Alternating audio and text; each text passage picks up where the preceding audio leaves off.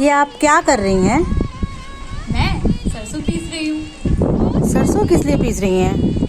होली की तैयारी। होली की तैयारी और सरसों पीस के? हाँ, हम सब जानते हैं मार्च का महीना है और जिस त्योहार का हम सालों से इंतजार करते हैं वो यहाँ है, होली। लेकिन हमें ये भी पता है कि होली के एक दिन पहले हम होलिका दहन करते हैं।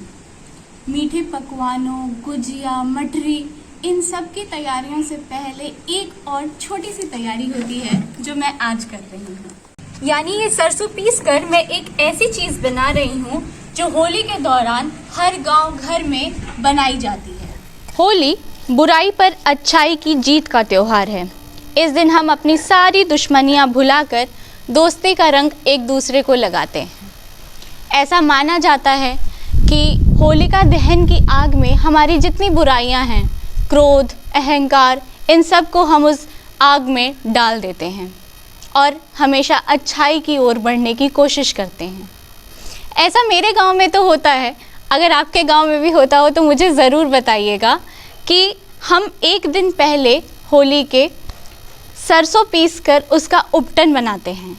देहाती भाषा में या गंवही भाषा में इसे बुकवा भी बोला जाता है। और मुझे आप ये भी ज़रूर बताइएगा कि आपकी भाषा में इसे क्या कहा जाता है।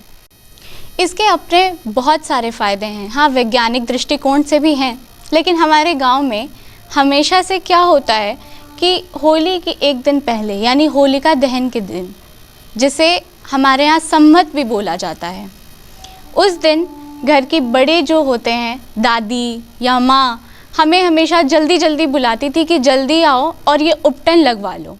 उसके बाद उपटन वाला जो सरसों और हल्दी हाथ पैर से निकलता था, उसे इकट्ठा करके हम होलिका दहन वाली आग में डाल देते थे, यानी सम्मत में डाल देते थे। ये घर के हर एक सदस्य के साथ किया जाता था। हर एक सदस्य को उपटन लगाया जाता है। ऐसा कहा जाता है कि उससे उसके जितने दुख हैं उस उपटन के साथ निकलकर होलिका दहन की आग में चले जाएंगे। और आप सभी तो जानते ही हैं इसके कितने वैज्ञानिक गुण हैं। इसको लगाने से त्वचा चमकदार हो जाती है और सबसे बड़ी बात, सरसों में तैलीय गुण होता है। तो जब हम इस उपटन को लगाते हैं तो हमारी त्वचा पर थोड़ा सा तेल आ जाता है। वो हमारी सुरक्षा करता है अगले दिन होली वाले रंगों से बचने के लिए। तो ये तो हो गई उपटन के गुण की बातें। आज की कहानी तो शुरू ही नहीं हुई, तो सुने आज की कहानी। आइए सुनते हैं।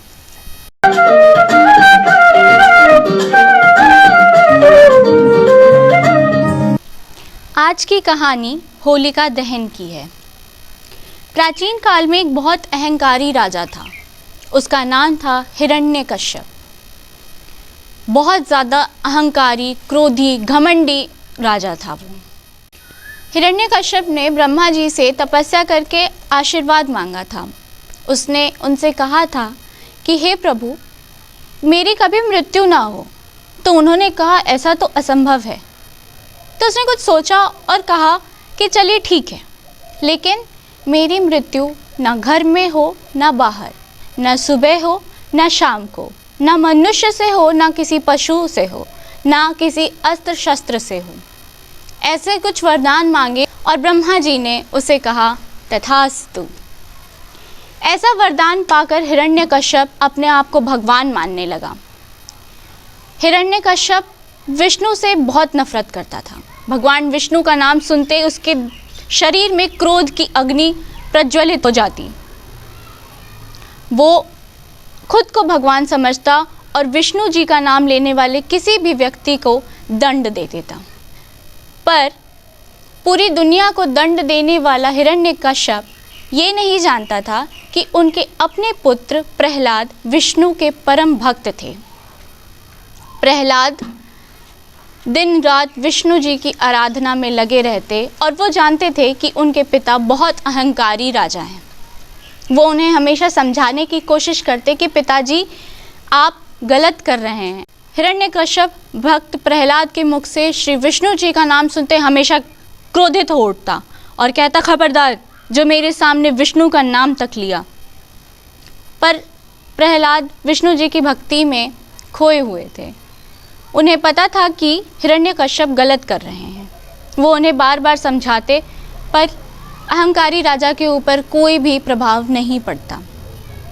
वो किसी न किसी तरीके से अब भक्त प्रहलाद को मारने की साजिश करने लगा। हिरण्यकश्यप की एक बहन थी, होलिका। उसे एक वरदान मिला था। उसके पास एक चादर थी जिस पे कभी आग नहीं लग सकती थी। बहुत प्रयास करने के बाद भी जब भक्त प्रहलाद की मृत्यु न हो सकी, तो एक दिन होलिका आई और अपने भाई से कहा कि ऐसा करते हैं कि मेरे पास जो वो चादर है उसे ओढ़कर मैं भक्त प्रहलाद को गोद में लेकर बैठ जाऊंगी और आप अग्नि प्रज्वलित कर देना। इससे मैं बच जाऊंगी और प्रहलाद जल जाएंगे और विष्णु का भक्त हम खत्म कर देंगे। होलिका के पास बचाव के लिए चादर थी, पर भक्त प्रहलाद के पास ऐसी कोई चीज़ न थी, लेकिन विष्णु जी की भक्ति थी। एक दिन खूब सारी लकड़ी का गट्ठर लगाया गया। होलिका वो चादर ओढ़कर आई और उसने भक्त प्रहलाद को अपनी गोद में बिठाया और उस लकड़ी के गट्ठर पर बैठ गई। लोगों ने उसमें अग्नि प्रज्वलित कर दी। भक्त प्रहलाद उस दौरान भी केवल नारायण के ध्यान में खोए हुए थे। और जैसा कि आप सब जानते हैं, भगत के वश में है भगवान।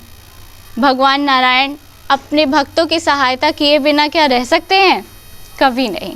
उस दिन ऐसी हवा चली कि होलिका के ऊपर से चादर हटकर भक्त प्रहलाद के ऊपर आ गिरी और इस अग्नि में होलिका जल गई और प्रहलाद बच गए। उस दिन से लेकर आज तक होलिका दहन हम इसलिए करते हैं क्योंकि ये एक प्रतीक है बुराई पर अच्छाई की जीत का। तो ये थी आज की कहानी। आशा करती हूँ आप सभी को पसंद आई होगी। इसी के साथ मेरे और मेरे परिवार की तरफ से आपको और आप सभी के परिवार को भी होली की हार्दिक शुभकामनाएं। बने रहिए, मिलेंगे एक और नई कहानी के साथ बहुत जल्द। धन्यवाद।